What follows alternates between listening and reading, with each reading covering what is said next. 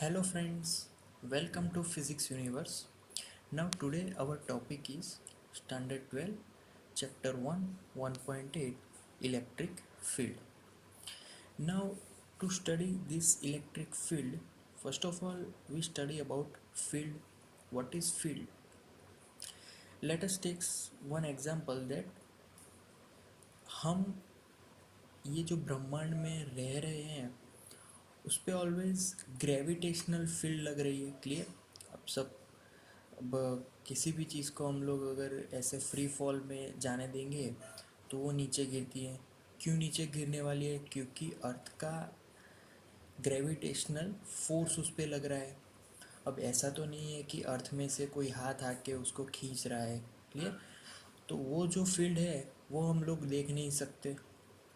वैसे ही electric field है उसको भी हम लोग देख नहीं सकते। तो इलेक्ट्रिक फील्ड कैसे जनरेट होती है, कहाँ से आती है?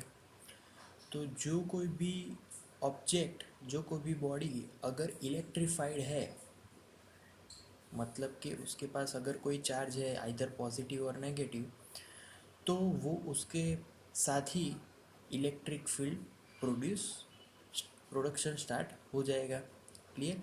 सपोज कि हमारा अर्थ है, अर्थ के पास मास है, तो due to that mass earth have its own gravitational field. Similarly, if any charge, then beyond that charge some electric field is generated around it. Clear? So electric field में suppose के इस for example हमने एक positive Q charge लिया। Clear? अब जो positive Q charge है वो क्या करेगा कि उसके अराउंड इलेक्ट्रिक फील्ड स्टार्ट कर देगा कि अगर पॉजिटिव है तो वो आउटवर्ड डायरेक्शन में प्रोड्यूस करेगा इलेक्ट्रिक फील्ड को। क्लियर? अब अपने सभी डायरेक्शन में एक्चुअली जो लाइंस मैंने ड्रॉ नहीं की है उसके अराउंड भी इलेक्ट्रिक फील्ड यहाँ पे जनरेट हो रहा है। क्लियर? तो ये जो अपना जो ब्लैंक पोर्शन है वहाँ पे भी इलेक्ट्रिक फील्ड है। तो हमें ये जानना है कि electric field are always spherically move outward if it is positive charge. अगर नेगेटिव चार्ज है तो इनवर्ड फील्ड जनरेट होगा। क्लियर? वो हम आगे पढ़ने वाले हैं। तो सपोज़ के हमारा ये जो सोर्स है हमने उसको क्यू पॉइंट नाम दे दिया। अब सपोज़ के अप टू आर डिस्टेंस, मतलब सोर्स से लगभग आर डिस्टेंस, इसको वेक्टर आर बोल देते हैं क्योंकि ये जो फील्ड है वो वेक्टर क्वांटिटी है। तो हमारा जो डायरेक्शन है उसका भी वेक्टर क्वांटिटी आएगा, दैट्स वाई वेक्टर आर। सो एक पॉइंट यहाँ पे हमने एज्यूम कर दिया from the distance q, and that distance is vector r. Okay, now यहाँ पे we know that अगर ग्रेविटेशनल फोर्स लग भी रहा है तो दो ऑब्जेक्ट के बीच लगेगा। अगर एक ऑब्जेक्ट रखेंगे तो एक ऑब्जेक्ट तो अपने पे ही फोर्स लगा नहीं सकता, तो दो ऑब्जेक्ट अगर रखेंगे तो ही वो फोर्स एप्लीकेबल होगा। तो सिमिलरली यहाँ पे मुझे एक और चार्ज रख देना है, उसको हम लोग स्मॉल क्यू बोलते हैं। ओके, नाउ अगर मुझे इलेक्ट्रिक फील्ड को यहाँ पे डिनोट करना है तो उसकी इक्वेशन से स्टार्ट करेंगे। तो उसकी इक्वेशन के बारे में अगर लिखना हो तो पहले तो electric field is a vector quantity, that's a vector E of vector r is equal to K. अब जो यहाँ पे चार्ज आएगा वो चार्ज अपना जो सोर्स चार्ज है उसके कारण आ रहा है electric field, that's why capital Q we have to denote it upon distance. वो किस पे लग रहा है तो दैट डिस्टेंस, यहाँ पे अगर हमें आर डिस्टेंस पे फाइंड करना है तो यहाँ पे लिख लेना है आर स्क्वायर। अब लेफ्ट हैंड साइड तो वेक्टर क्वांटिटी है तो राइट हैंड साइड अभी तक कोई वेक्टर क्वांटिटी नहीं है, तो हमें वहाँ पे वेक्टर क्वांटिटी लिखनी है r hat. R hat denotes the direction towards the point Q, Q charge. Clear? okay, now if we put k equation there, then 1 upon 4 pi epsilon 0 capital Q upon r square into r hat. तो equation becomes now like this. clear? Okay, so ये तो हो गया electric field formula. अब इससे हम लोग force formula, force को आगे हमने फाइंड कर दिया है कि फोर्स फार्मूला कैसे लिखेंगे। यहाँ पे हमारे पास दो चार्ज है, तो फोर्स फार्मूला अगर लिखनी हो तो vector F of vector r. अच्छा, यहाँ पे ऑफ वेक्टर आर लिखने का मतलब क्या रहेगा कि ये जो फोर्स है that depends on distance r, मतलब कि आर का जैसे जैसे डिस्टेंस चेंज होगा force as well changes. Similar, if r changes as well as electric field also changes. Okay, now force का फॉर्मूला कंटिन्यू करते हैं। तो force vector F of vector r is equal to K, जो भी दो charge के बीच के force लग रहा है तो K Q Q upon are square. Similarly यहाँ पे बी यूनिट वेक्टर लिखना है। क्लियर, इसको अगर दूसरे फॉर्म में लिखेंगे तो 1/4πε0 Q Q upon are square into R hat. तो ये भी हो गया फोर्स का फॉर्मूला। अब हमें ये फाइंड करना है कि what is the relation between electric field and force. तो यहाँ पर हम फाइंड कर सकते हैं कि काफ़ी बातें सिमिलर है इलेक्ट्रिक फील्ड की फार्मूला में, फोर्स की फार्मूला में। सो वैसे ही लिख सकते हैं। सपोज़ कि मैं इन सभी चीज़ों के अगेंस्ट इलेक्ट्रिक फील्ड लिख सकता हूँ। तो I can write vector F of vector r is equal to vector E of vector r into Q. तो ये हो गया the relation between force and electric field. Clear, okay. Now अगर हमें इलेक्ट्रिक फील्ड की फॉर्मूला फाइंड करनी है तो इलेक्ट्रिक फील्ड को सब्जेक्ट बना दो, vector E of vector r is equal to vector F of vector r upon Q.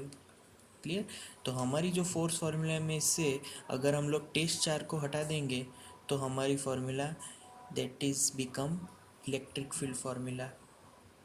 अब इलेक्ट्रिक फील्ड को ज़्यादा जानने के लिए हम लोग कुछ पॉइंट्स यहाँ पे समझने वाले हैं।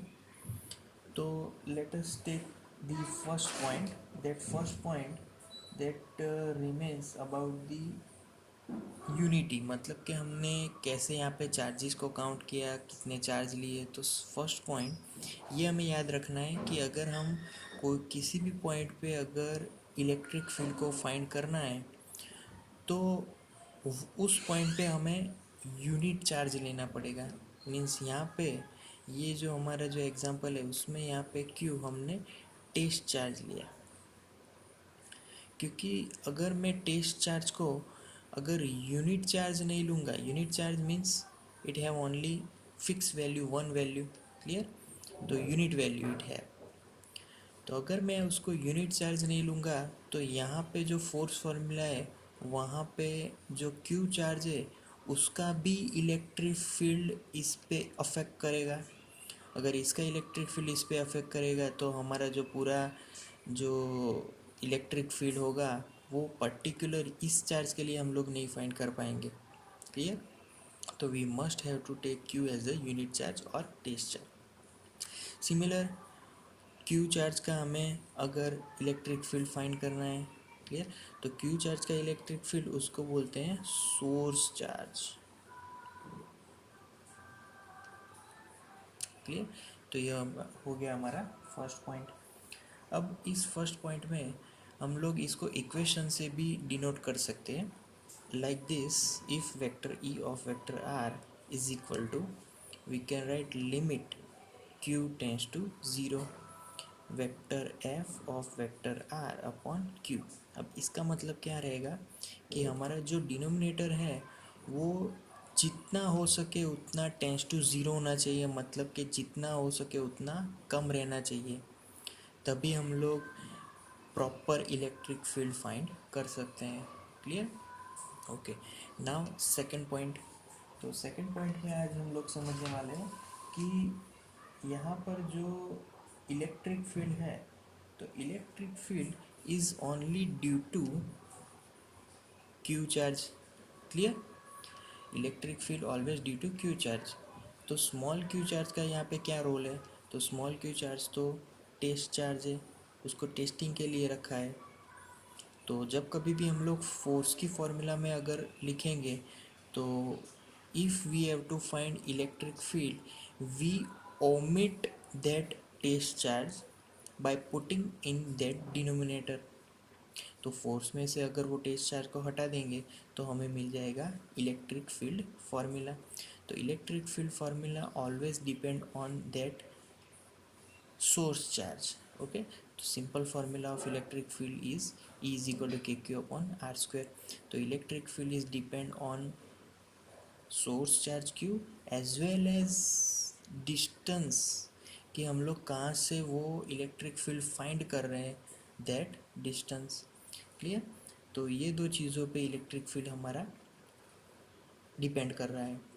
सिमिलरली फोर्स कौन सी फॉर्मूला पे डिपेंड कर रहा है, तो कौन से टर्म पे डिपेंड करेगा, तो F is equal to K Q Q upon are square. तो फोर्स तो दोनों चार्जेस पे डिपेंडेबल रहेगा, और तीसरा डिस्टेंस, अगर डिस्टेंस ज़्यादा हुआ तो फोर्स कम हो जाएगा, सिमिलर डिस्टेंस ज़्यादा है तो इलेक्ट्रिक फील्ड कम हो जाएगा.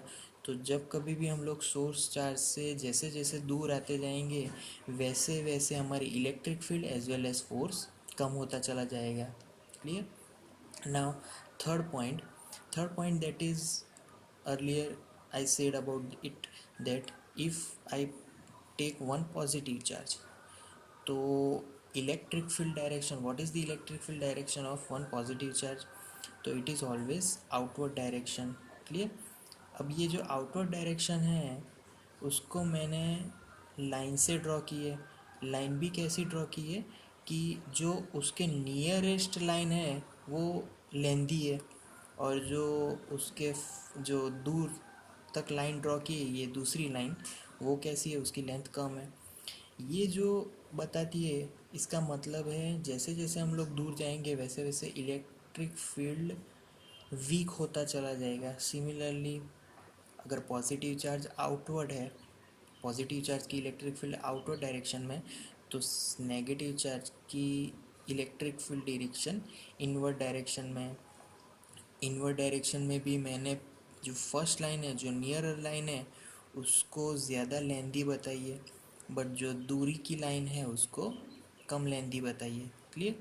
तो ये हमने बना दिया electric field of negative charge. Okay.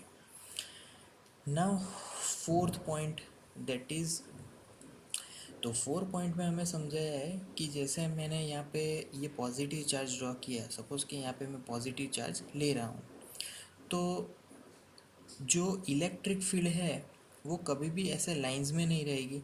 वो कैसी है, कंटिन्यूअस है. मतलब कि अगर मैं यहाँ पे ड्रॉ नहीं कर पाया कोई लाइन, तो इसका मतलब ये नहीं कि यहाँ पे कोई इलेक्ट्रिक फील्ड है ही नहीं. वो तो उसके आउटवर्ड डायरेक्शन में सब जगह पे रेडियली